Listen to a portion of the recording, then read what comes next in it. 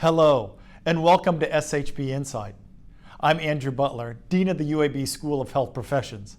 My guest today is Dr. Jewell Dickson, Associate Professor and Academic Fieldwork Coordinator with our Department of Occupational Therapy.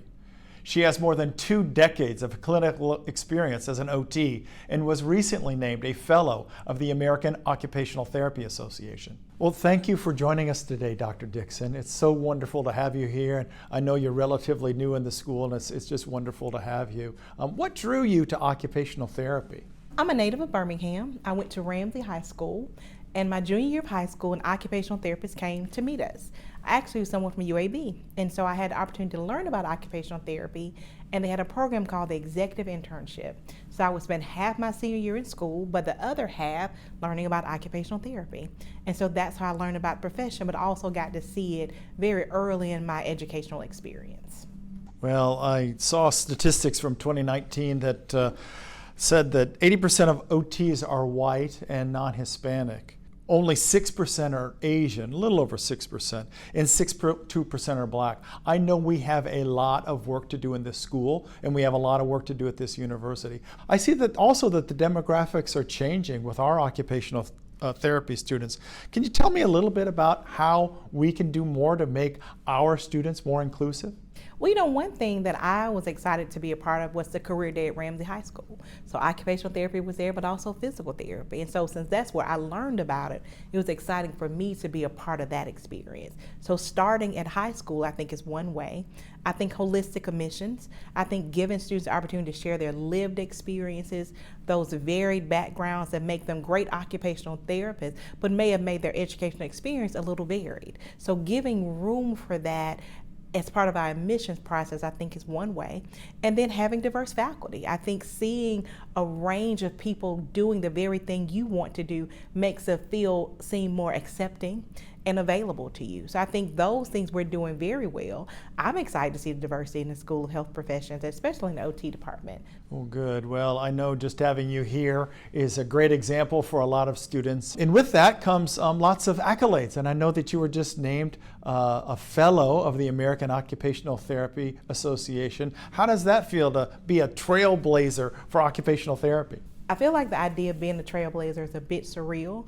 The very first fellow I ever met was the program director at Tuskegee University. She actually founded our program, Miss Marie Moore Lyles. And so her example, very early for me, made this something I wanted. And so years of opportunity to serve at the national level, at the state level, at the local level, and also in academia, as well as doing things globally for occupational therapy makes me feel like I've done something that's been recognized.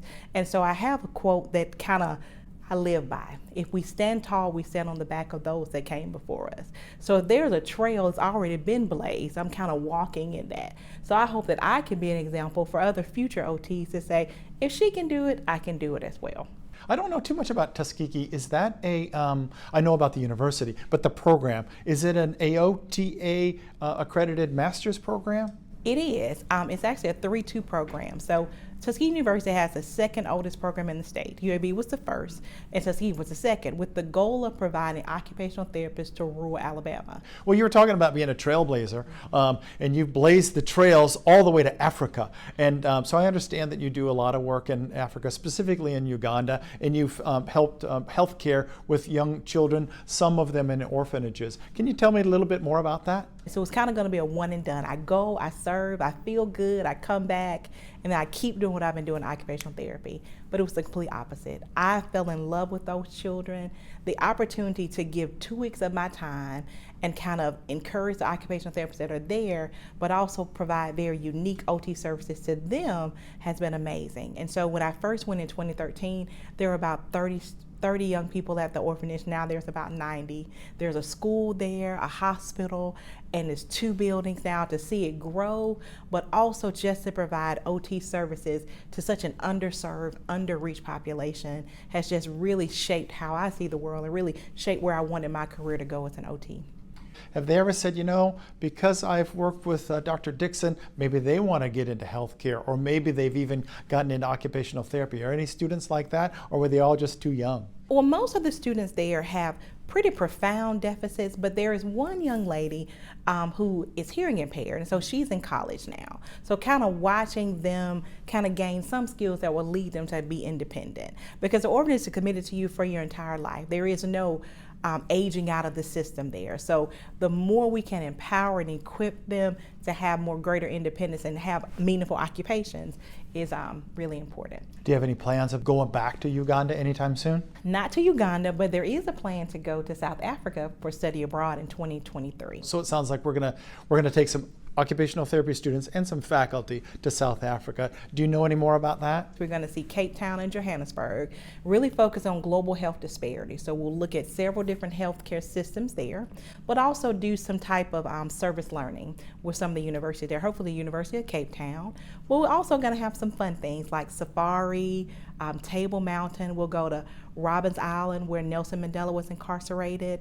So we're going to try to make it a very culturally rich experience, but also a great way to learn. So having the opportunity to partner with OT students there with our students is kind of one of the highlights I think that'll be of that trip. I can't wait to hear more about it. So this is a research university. I know you have a research agenda. Can you tell us a little bit about some of the things that you're working on in terms of your own research? Well, there are two things that I'm excited about bringing to UAB. The first thing is the work I've done with women who are incarcerated. So a lot of my research has been around self-efficacy and using creative occupations to build that.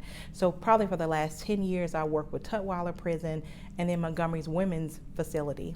But the goal now is to come to Birmingham Work Release and work with the women there. And then since I've been here, I've had the privilege of working with Firehouse. And so they presented this need of more assistive technology. Well, that's my area of expertise.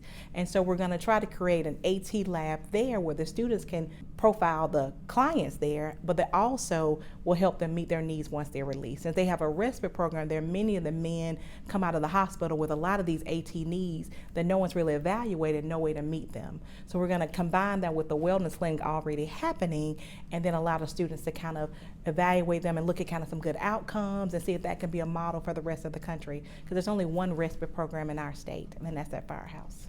Yeah, we've had a long history of working with the Fire Health Shelter in many aspects.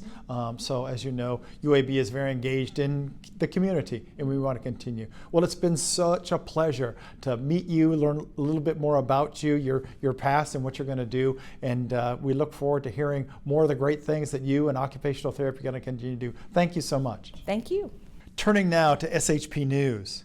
Tara Pierce, Associate Professor and Director of Clinical Education for our DPT program, has received the Marilyn Gossman Award for Professionalism in Physical Therapy. This is the most prestigious honor given by the Alabama chapter of the American Physical Therapy Association. Hope Gray, a doctoral student in our PhD in Administration Health Services program in Health Informatics track, was awarded a competitive Health Level 7 Informatics internship. The HL7 is a nonprofit dedicated to secure access and use of health data. Camille Worthington, Assistant Professor in Nutrition Sciences, has been selected as the 2022 Named New Investigator by our Nutrition Obesity Research Center. Her study is entitled Timing of Energy Intake and Associations with Adiposity Among Postpartum Women. Finally, the 2022 UAB football season kicks off September 1st at Protective Stadium against Alabama A&M.